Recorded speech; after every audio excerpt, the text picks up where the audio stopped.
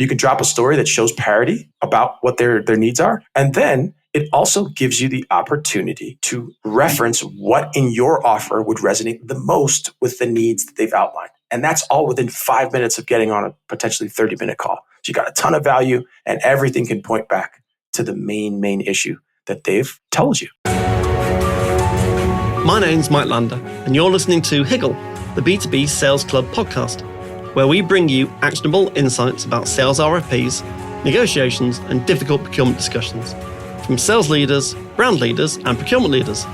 Please subscribe to get updates when new episodes are released.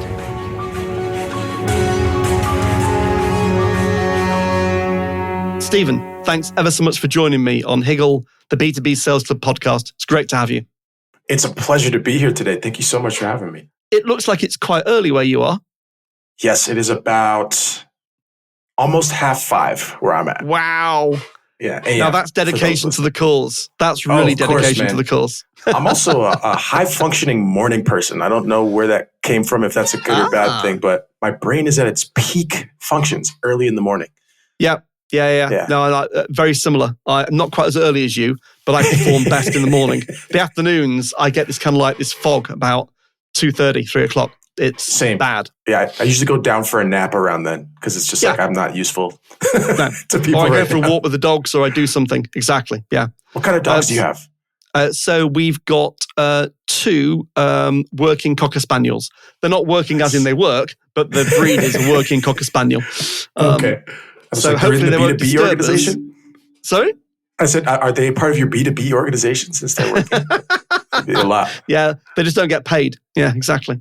The best kind. So, Stephen, tell the audience about who are you, what's your background, and then an unusual fact about yourself.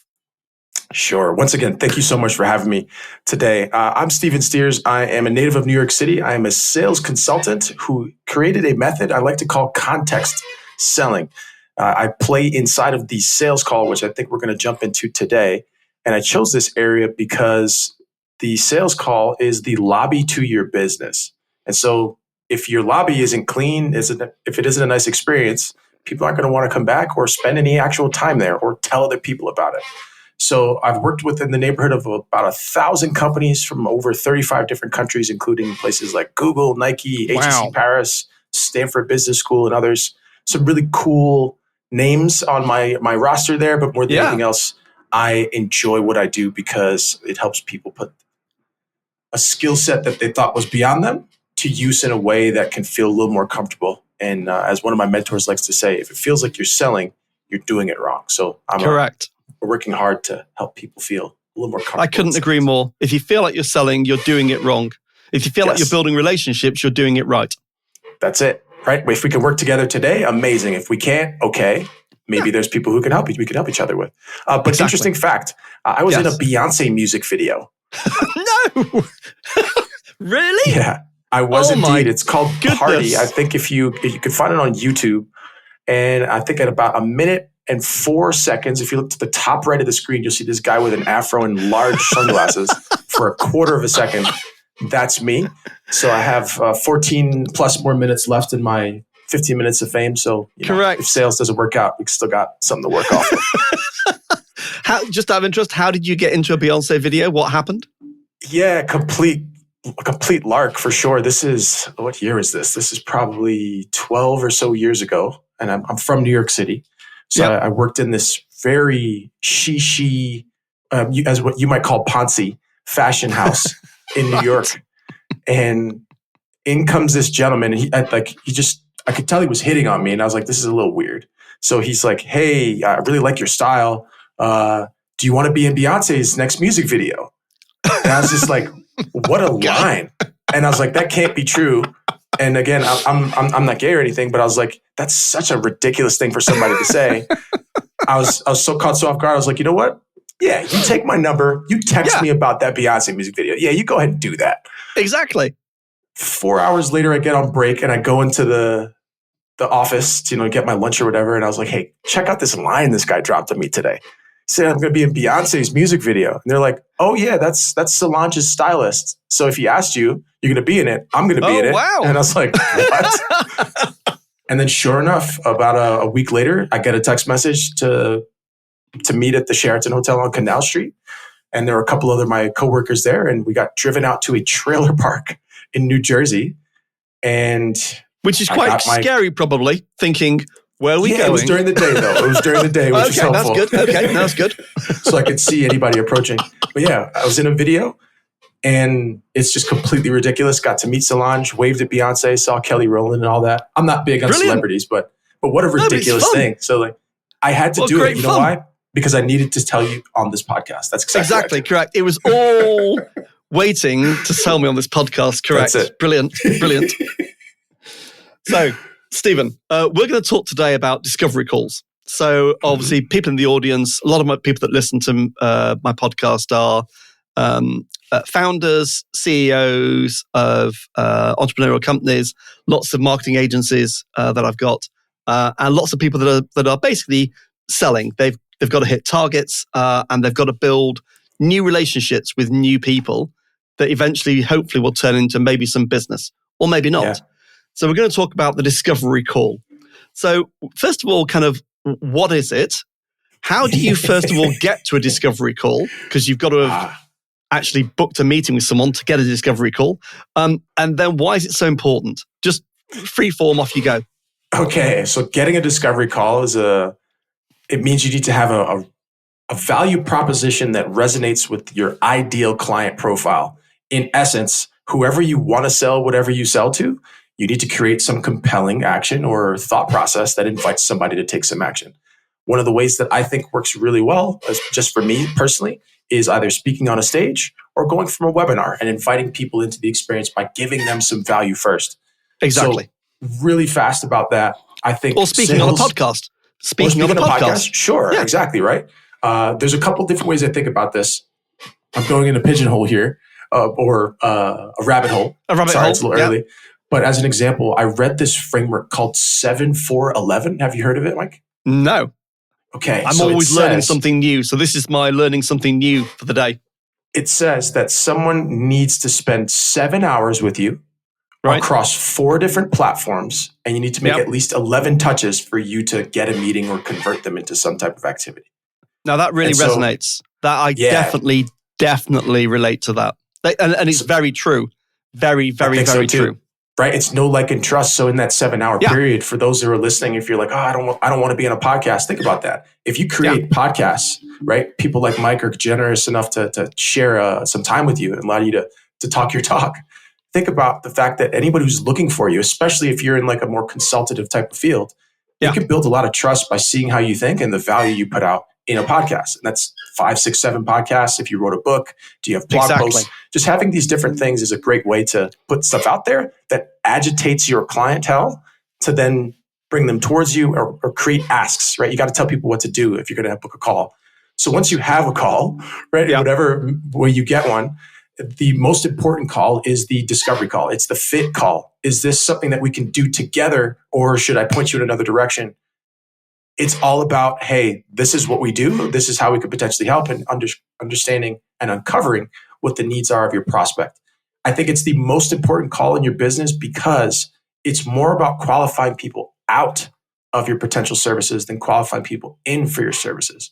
Right. And so if you have leakage later on in your funnel, right? Like you're sending out all these proposals and people are falling off. Chances are you probably didn't ask the right question or create the right series of opportunity inside of the discovery call. So 100%. We can usually point failures later on in the process to something we didn't do earlier in the process. Definitely. And qualification is everything in my experience. And I with my clients, the same thing, Stephen, is I also talk about qualification, not on the discovery call. For me, it's when they get a formal RFP or a client brief, but qualifying that opportunity really hard, rigorously, is the best thing you can do to improve your conversion rate. 100% it is. And so like I like to play in that space because it shows a lot about the health of a business. So for one simple thing, like a half hour, 45-minute call, whatever it is, if I'm reviewing it, I can be like, oh, well, you need to get training here. These are things that don't sound like they're working well. And this is why this clientele is not converting. Yeah. Let's update these parts and pieces and let's train your team on those things so that we can. By the way, Stephen, Yeah. You've either got a mouse in the room or your chair's quite squeaky. My chair. I'm gonna sit a little. I'm excited. I'm excited this morning. Exactly, which is a good thing, Stephen. Yes. I'm gonna sit a little bit. Hey, calm down, mouse. There we go. We got it. The mouse is now listening. Yeah, exactly. He's like, oh, I can start a sales organization for fellow mice. Exactly. So carry on. So we're in this kind of discovery call. And so now we know why it's important. Is there a framework? Let me tell you a bit of a problem that I have. So you can probably coach me on this call. Is that I've written down about 30 questions that I have as a discovery call process. I can guarantee you on every call I have, I probably only cover 4 or 5 of them, I suspect. But it's a bit random which 4 or 5 I cover. And the problem here is I'm not good. I've got a very short working memory. So I'm not good at holding in my head lots of questions and frameworks when I'm trying to build a relationship with someone on a call. So help me. What's the kind of, how do you approach it in a structured way so it's repeatable? Okay, can I give you the first place I would correct you? Yes. Okay, so you said, I'm not good at. Instead, say, I'm working on getting better at. Okay, that's a very good piece of coaching. Your brain will believe you, whatever you tell it about yourself. Yep. So again, that'll take some time to correct or fix whatever, but like speak it out loud and your brain's be like, yeah, I'm good at this. I'm working on getting better. I'm going to improve. So the first thing I would say is it's okay to not have a working memory of 30 to 50 questions. That's quite a lot to recall and then add value and have a conversation and build a relationship. Exactly. That's and be present. Yeah, be present. Most importantly, right? Like we're humans solving human problems in a business context. And if I can't translate that with you in a sales situation, you're not going to trust me and you're not going to do anything, right? You're not going to see the outcomes. But the mechanics of a good discovery call. So I created a method I call OCGC, which stands for opening, creating the gap, and closing. And I think there's very say that distinct again? So sorry, say that once again. Yep. Opening, creating the gap, and closing. So the OCGC model is what I work off of. And what that does is it breaks a sales call into its 9 key components of phases. So I think everything inside of a good, solid discovery call builds on itself and allows you to make a compelling offer to ask someone to enroll or book a next call or whatever that thing is by creating the space for them to, as I like to say, unlock urgency inside of their own mind. So one thing I hear a lot is you hear sales managers I've had in my career, they're like, oh man, you got to establish urgency. You got to make it urgent. And it's like, the longer I've been in the business, like you can't do that. You can only unlock it and they have to experience it themselves. And I think that comes from a series of You can't create it. No. Correct. No. Completely You cannot agree. create it. You can't convince someone that they've got a problem that they haven't got. Correct. And if you're doing that, that's why people don't like salespeople. Yeah. Right? Like that's level 1. And, that's going to keep me employed for a long time because there's lots of people who do it the wrong way. Yeah. And so I want to put it out there in the right way and give people some game here. So the way I think about coaching through a discovery call, the first place, Mike, that I think people should spend time is doing some research. So 10 minutes, 15 minutes of just looking at what the company does. Like, what are their ideal clients? What's the mission they have? Who are relevant roles that you may need to involve in future conversations inside of the business? What product do they sell? What is their potential ACV that you think they have for their products? What is a potential need that you can fill, that you can pre-identify based on your own research? Are they hiring for certain roles? Where are they located? What rapport elements can you build with the people you talk with to show that you're human? You can do this in 10 minutes. Also, for those listening, if you were to put the categories inside of your CRM with these types of labels, your reps could do it, or you could hire someone outsourced to fill in that information for each of your potential meetings. So that's the first place I start. Start there because when you get on the phone and you can ask very pointed questions that show like, oh, like, our CTO is from Bulgaria and does this, whatever. It shows that you're willing to add value before there's a dollar exchanged. Yeah. And that's really important for psychologically trusting a person. It's like, oh, you invested time in us. Like, okay, cool. So that's the first thing. I call that the prologue, prospect prologue. Start by doing some research with the prospect. The second thing I do and coach people through on a call is one of your most important parts of any discovery call is laying out an agenda. So I'm pressed like some version of this usually on a call. Hey, Mike, it's great to be here with you today. I have a really light agenda for our call. First, I want to learn a little bit about you and what you're building. Then I want to share a little bit about us, what we're up to. And if there are any synergies that we uncover based on our conversation today, and it's worth exploring more, we'll schedule some time to talk about what that looks like and when. Does that sound good? Yeah, exactly. Okay. Nice and simple. Simple. But my favorite really part simple. about it is the future pacing contract they just agreed to. So I said, I want to ask you, tell you about me, and then if there's something for us to work on that we uncover, we're going to book in more time to talk about what that might look like. And everyone's going to say yes because it's the start of the call. So when you're towards the end, when you're really like, oh, I want to get another call here, let's move it forward, they've already agreed. And you can pre-reference the agreement that you've made. It's like, hey, you know what?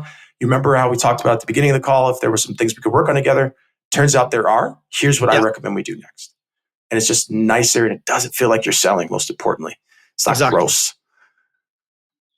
So after the agenda, I recommend people ask what I call the kryptonite question. So I'm dating myself here insofar as when I was coming up, we had to carry actual textbooks to school, like physical, heavy, 70-pound things, lug them around. And every once in a while, we got fortunate where a teacher would say, it's an open book test today. You can bring your textbook. And I would be like, I would hate to carry it, but it's like, I'm going to get a good grade today. You know, my average is going to be up. But the kryptonite question is basically the open book test of sales. And so that question, it's called kryptonite because the one thing that could break Superman down is kryptonite, right? Like it makes him a normal guy. Same thing in sales. And the question is very simple. Some version of what made you get on the phone with us today? Or why is now the time to talk about X, whatever it is that you do? And by doing that, they're going to tell you exactly what the reason is, which is crazy because you can start to think of other situations where you've helped people with similar problems. So you have things to reference. I always say that's a great place to drop a story. I wrote a book about storytelling because I thought it was really important that people use it in sales. But you can drop a story that shows parity about what their needs are. And then it also gives you the opportunity to reference what in your offer would resonate the most with the needs that they've outlined. And that's all within 5 minutes of getting on a potentially 30-minute call. So you got a ton of value and everything can point back to the main issue that they've told you, which is really nice. So that concludes the opening side of the OCGC model for a discovery call. So Stephen, just on that, so I thought really good about the kind of the way you posed the question, what made you get on a call today? What's your experience of and what kind of feedback do you get when you ask that question? Because, so I'm from the UK, so in the British culture, that can sound a bit too blunt. It's like, what made you get on the call? And it's like, well, I don't even know who you are, Mike, so I'm not sure I'm going to answer that. Because we're very British. And we're very, exactly. It's a cheeky question. So what kind of response do you have? What have you heard? Because you've done this a lot with a lot of clients. Thousands of people. Just tell people, because people that are cynical, tell them what happens and why that works so well. Yeah, a couple things. So again, I want to stress anything we talk through as far as the framework is concerned, I'm not precious on using exact words necessarily. I think as long as but as long as you understand the sentiment behind the question, phrase it however you like. Then you can culturally align it to where you live. Okay. Correct. Right. So if it's really cheeky, like, oh, what made you get on the phone today, mate? And the people are going to take that a little weird. You want to adjust it. But you could say the turn of phrase would maybe be like, so let's say you sell compliance software. Let's just say, right? And so here's the other thing. Because they booked a call with you, there is some level of interest. Yeah. So you could do. Why would they waste their time otherwise? They wouldn't waste their time. No, I mean, I have nice hair, but it's not enough to keep you wanting to stay on the phone with me. Yeah. So as Beyoncé recognized. Yeah. Of course, right? That's it keeps me in margaritas and stuff, of course. Absolutely. But the way I think about it is if you can ask, listen, so compliance software, hey, what made you curious? Like, thanks for booking a call. Thanks for being with us today. Curious, what made today the time to talk more about compliance X or whatever outcome that you have? And then people can be like, oh, well, this, that, and the other. So that's a softer way. The other way to do it potentially is you could lead them. So like, let's say it is compliance software and you're like, hey, what made you get on the phone with us today? And if they're like, oh, I'm not sure. Usually people come to us when they have experience X, Y, or Z. Do any of those resonate with you? And they're so going to be Stephen, like, Z. This is brilliant. So I was taught, 25 years ago, a really simple phrase, which I still use now in an adapted form. When we were selling consulting services and we were having the initial discovery calls, what we were told based upon a lot of research that was done was this. They said, if you tell a client what their problems are, they'll reject you in that first meeting because it's insulting. I can't possibly know what your problems are, Stephen. However, if I say, what we find with clients like you in your sector, in your current kind of situation there are 3 core challenges they typically face. Let me describe those 3. Do any of those resonate, Stephen? Yeah. People typically go, yeah, number 2. That's the one. Yep. Here's what we see. What I'm going to do today is walk you through some ways we think about it. You can give a case study, like a very quick quip about what that looks like, tell a story, and then be like, oh, you're in the right place, right? So the opening that we just covered is all about you're in the establishing, right place. Hey, welcome to our business. It's great to be here with you today. Here's what you can expect from us. Is there anything else you'd want to see or anything else you want to go through? Cool. And then we can go in and do what we're here to do in a shorter and more controlled environment that lowers cortisol. It lowers sales resistance because if we set up the agenda for the call, they know exactly what to expect and they're going to agree to the expectations, which should make the rest of the call much smoother. So the other thing I think about too, so you remember when I went through the agenda, does that sound good? Does that work? We got their permission. I think permission-based statements inside of sales calls as we transition between phases are excellent to keep people engaged because you're checking in. And then secondly, to just make sure they're not feeling a lot of pressure and you're just uncovering information. Say, hey, is it cool if I ask some questions about your business? Yeah. Yeah, of course. Go ahead. And then you have license, right? It's all about creating that space for each other. There's also something, Stephen, in your tone of voice, which is quite interesting, is that it's a non-threatening tone of voice. It's quite relaxed. It's not formal, but it's structured. So I feel like you're not going to waste my time, but we're going to have a conversation. Correct. That's been practice. And I've been working on my late night DJ voice for years. I was going to say the late night DJ voice by Chris Voss. Yeah, exactly. Chris Voss. Yeah, definitely. And I got a good microphone so you can hear all the subtle bass that comes out. Exactly. Yeah. It's nice and slow. It's nice and calm. There's no problems here. We're just having a conversation. Yeah. And I think also on that note too, again, I sit down and practice this stuff. So I don't want to make it come like it was like super 100% natural. But coming back to it, people buy from people. And I think the right tenor in sales is to be me and you versus the problem. Yeah. So I'm not sitting across the table from you. We're sitting at the same table, looking at the same book, and the problem's in front of us. And if we choose to go on that path together, awesome. If not, no problem. But it's like, I'm not here to press you into doing anything that you don't need to do. It's let's identify what it is. If it's something for us to work on together, let's go for it. And I think that kind of voice tone and asking those questions and setting up the call makes it be like, yeah, come in here. Like, I'm not going to press you into anything. And it says it without saying it. So we've now done the O of your framework. We've done the O. Yes. Okay. And then we get into the creating the gap, which is the CG of OCGC. So that is really simple too. And that contains 3 phases, right? To make it really, really easy. And the first is in some form or fashion. Each of us has our discovery questions. So you mentioned you have like 30, you ask a few of them.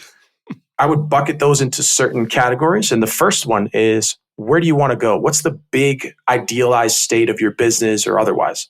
I say this very specifically as in where do you want to go? Because you want to understand the bigger and broader implications the business is looking for. So you can attach your product or service to the big goal or goals that the company has. Remember, you're not just selling a widget, you're selling an outcome. There's a quote from, I think it's Theodore Levitt. I believe he was a marketing professor at Harvard. Yes, he was. He famously says, people don't want to buy a 1/4-inch drill.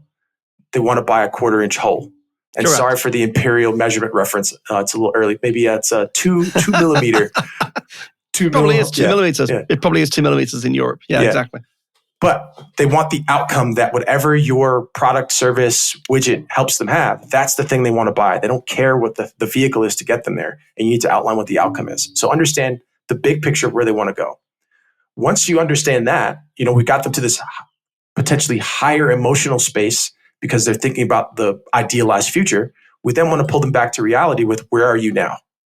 And when we get them back to where are they now, like as in what's happening, what KPIs you're tracking, who's involved, you wanted to get to 200, but how many do you have now? Oh, I'm at 7. We've now created a gap.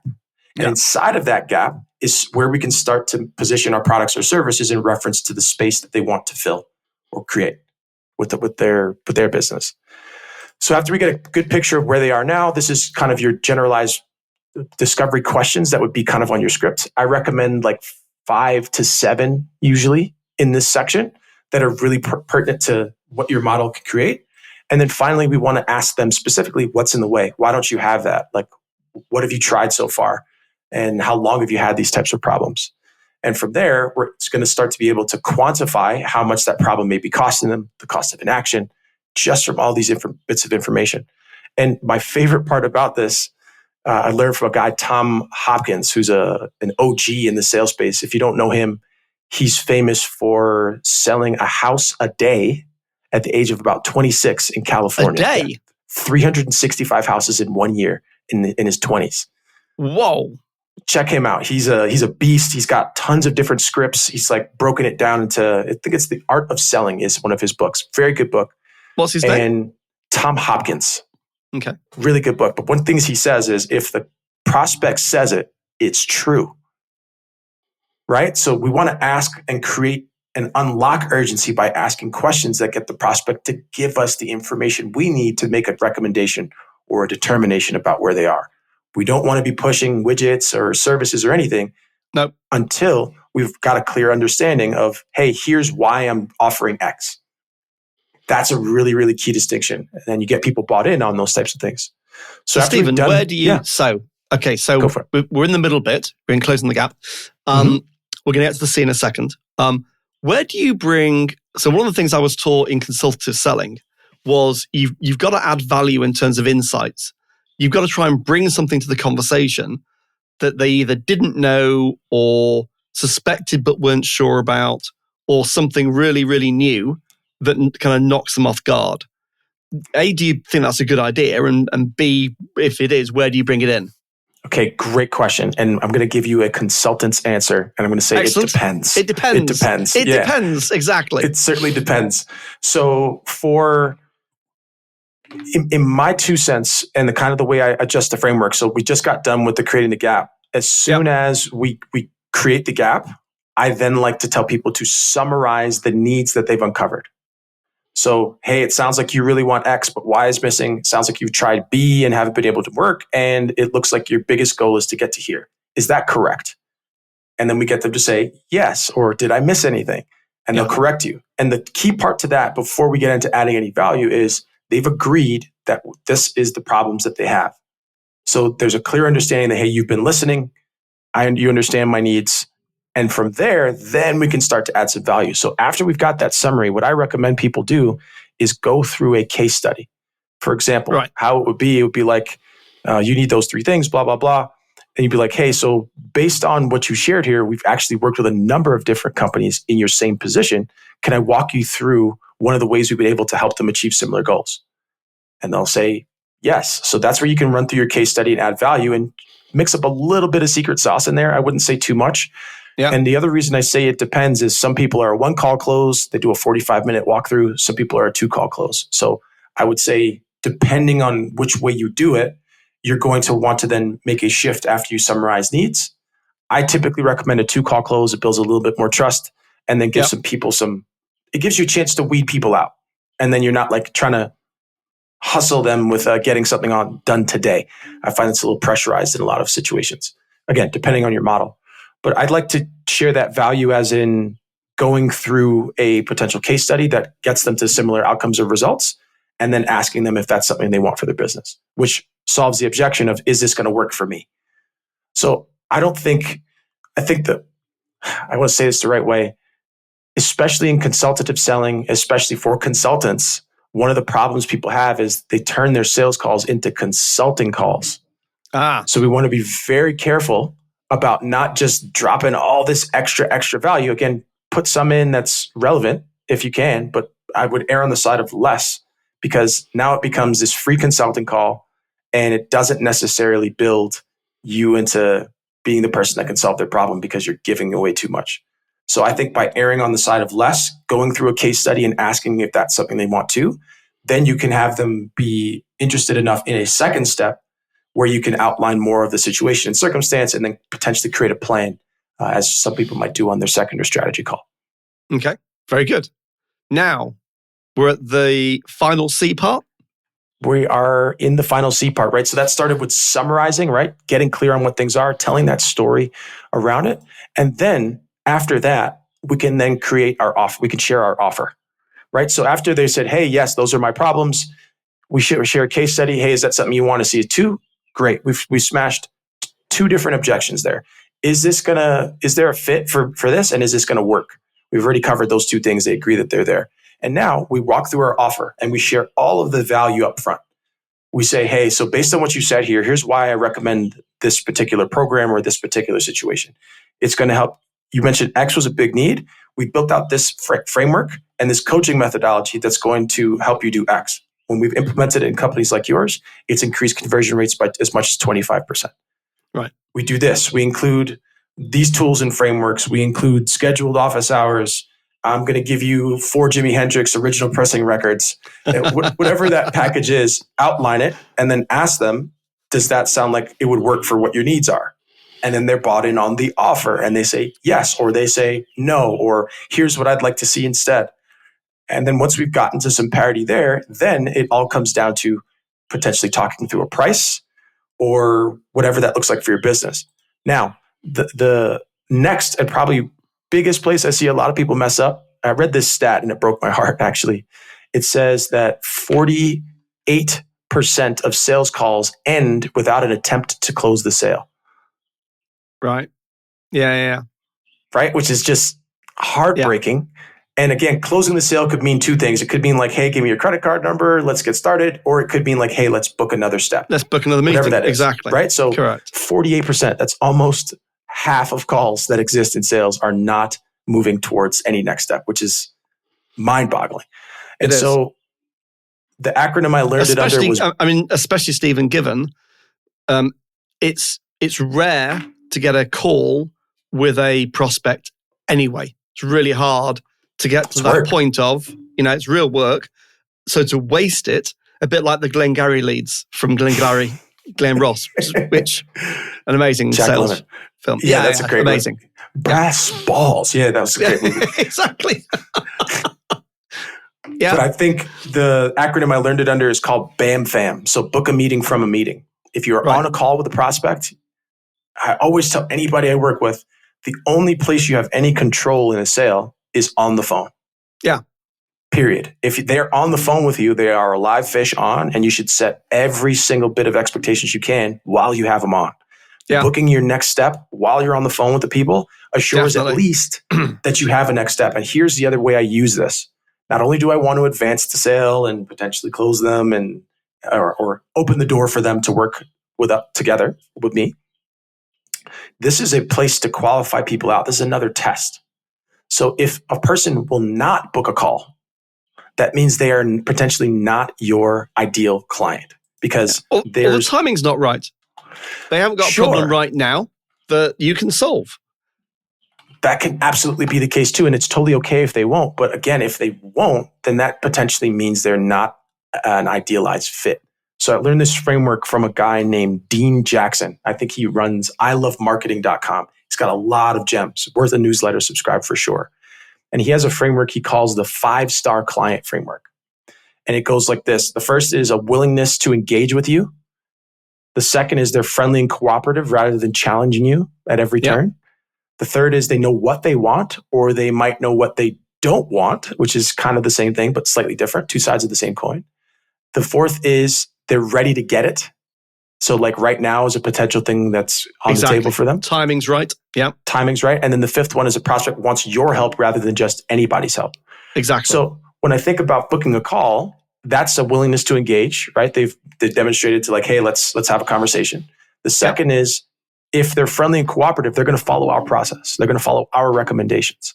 And so if someone doesn't want to book a call, doesn't mean they're not necessarily a serious candidate, but they're not a candidate that you should as seriously pursue and send as much follow-up versus someone who's like, yep, I'm ready to book a call. So if they booked it, they've allocated calendar space, which means they've allocated brain space to potentially solving the problem. That's another test to see how serious people are inside of your funnel so that you can potentially expedite a closing situation inside of a sale. Brilliant. And in 30 minutes, Stephen, you've outlined a framework. There it is. That's it. And I can even add more value. If people want a call script template, I will give them one. I'll talk about that at the end, but you can have one. Perfect. So let's just kind of summarize kind of where we've got to about discovery calls. So you've got a framework, which you've talked through, which was the OCGC framework. Yes, indeed. Just again, tell us what the acronyms stand for. The acronym stands for opening, creating the gap, and closing. Brilliant. So anyone can remember that. So it's a very simple 3-step process. You've given us some detail within each step about how to ask the right questions and set the right agenda for the meeting. And you've helped people understand a bit more, I think, about if they don't commit to the next meeting, then they're just not the right fit for all sorts of reasons. Could be timing, could be the solution that you provide doesn't meet their problem. It could be a credibility thing. It could be all sorts. But it's just not the right fit, and that's okay. And then you can move on to either following up with them in 3 months' time or finding another person that is the right fit, that does have the right timing. Brilliant. Exactly. Simple. So what would be your last piece of advice to a listener who's thinking, okay, I've been doing it wrong. I need to follow this new framework. What's the thing you would say about how they start? The first thing I would do more than anything else is record your next call. Record your next call. Listen back to it, or even feel free to send me one. I'll review it for you and just tell you where there's some room for improvement. Again, no obligations whatsoever. Genius. I just think this stuff needs to be in the world. Like I shouldn't feel scared to get on the phone with you. Exactly. It should just be like, hey, I want to help you understand this. Like, and if there's something for us to work on, like make it easy for me to want to work with you and not feel pressured to do so. And like, I'm a salesperson. Everybody here is a salesperson, really. But when it doesn't feel gross, I'm much more inclined to be like, yeah, cool. Like, I like this. You're making sense for me. And that's what I want to help sales become again. Brilliant. And what was you said there was a guide that you might be able to give people as well. What was that? Yeah, so if you go to Stephen Steers, StephenSteers.com/podcast, I have a litany of resources on there for you, which will include, but not limited to, a pre-meeting research guide. Remember, we started the whole framework with what questions should you be asking yourself before you get on the phone. I'll have a template there for you to use or install in your CRM. I will also have a call script template that breaks down this a little bit more detail with some example questions. Take it, update your script, and use it. If you have a question or comment on it, I'm always here for that. And then thirdly, if you want, I'm dead serious, if you want to send me one of your B2B sales calls to review and work through my framework, which is more detailed than what we went over, it has like specific pieces and parts, I'm happy to review one for you for free and to share what you could potentially do for improvement inside of your B2B organization. So get all that info and more. How to write a book. I just wrote a book. Here's a framework, everything. I've put all my resources there for you. So grab whatever you think feels and fits with what you need. And feel free to ask questions. Brilliant. Stephen, where can people find out? Basically, you've given them where you can find out more about you. How do they contact you? What's the best way? I'm on LinkedIn all the time, every day. And feel free to connect and say hi. Stephen Steers, big hair, in effort to get you bigger profits. What a great way to end. Stephen, it's been amazing. Thank you ever so much for joining me. Thank you for having me, Mike. It's been a pleasure. Thanks for listening to Higgle, the B2B Sales Club podcast series with your host, Mike Lander. Please subscribe so that you'll catch all the next episodes.